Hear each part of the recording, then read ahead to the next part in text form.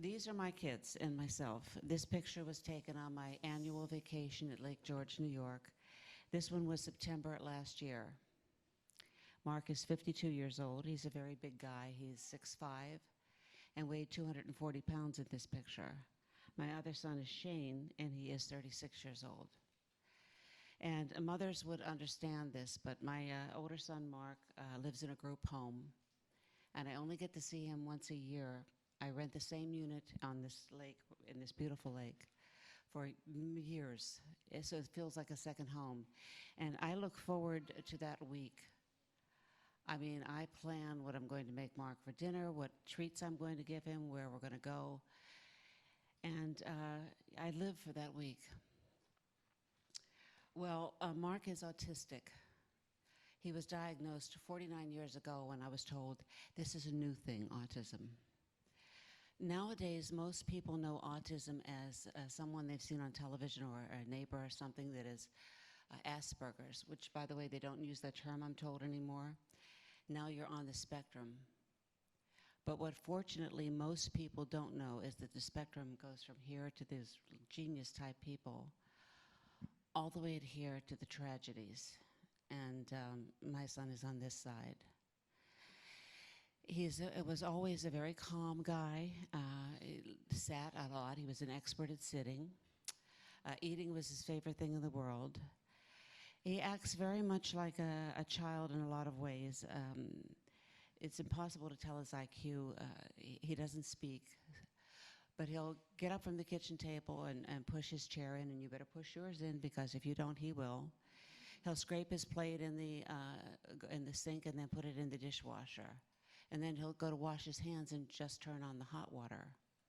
When we get in the car, he'll get himself in, put his seatbelt on, and when we park, he'll take the seatbelt off and walk right into traffic, because he doesn't understand those concepts of danger, math, reading, writing, anything like that.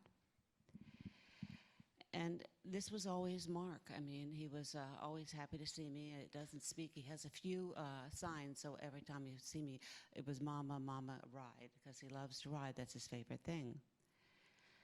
Well, something happened early this year, and that this is what I am trying to learn to deal with. In January, they thought he had the flu, so they treated him with the flu because it was flu-like symptoms. And then over the next few months, he radically began to change. His behavior became out of control. He who no longer liked to sit was now hyper, and they talked to me in the summer about, you better cancel that September vacation, because we don't think he's going to be well enough to go by then. Seeing all kinds of doctors, asking all kinds of questions. And so by September, he was manic, and I was told he didn't sleep for 24 hours. So they took him to Albany Medical Center, and he spent 4 weeks and 1 day there to try and get help and a diagnosis of some kind. Well, now he is a completely changed person. Everything he did before is opposite. Where he only would sit, now he's hyper. He's up and down the stairs every 5 minutes. Where he would love to go for a ride, now he won't leave the house. Where he was 240 and lived to eat anything, now he won't eat. He is 182 pounds. So I was told to come up for a meeting with the staff that takes care of him and the medical people on the 1st of October. And I was told, don't come alone. So my younger son took a couple of days off work, and we went up there together. We met in Philly and drove up. And we were told the terrible prognosis that there's no guarantee he will ever change back. And he is clearly not the person we've always known and loved. And I was also told I can't take him out anywhere safely. When he's in the car, he'll take off his seatbelt and jump out because he just wants to go back in the house. He won't eat. They have to coax him bite by bite.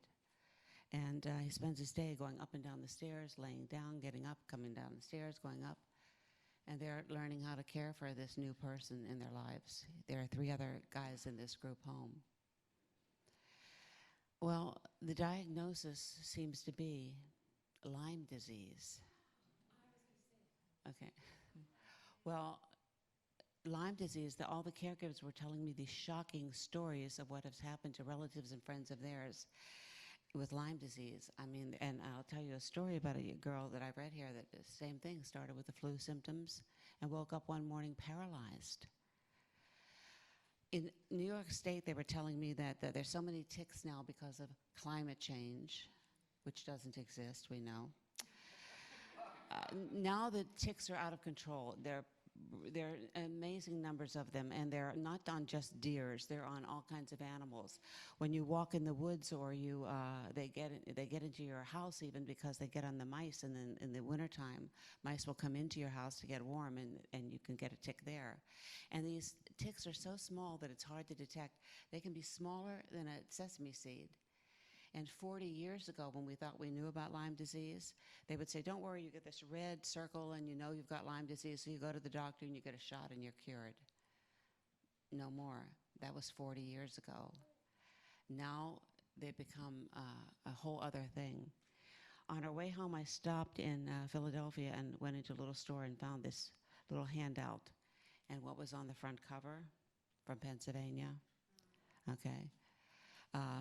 If you can't see this, it's a target with a big tick, and it says Tiny Terra.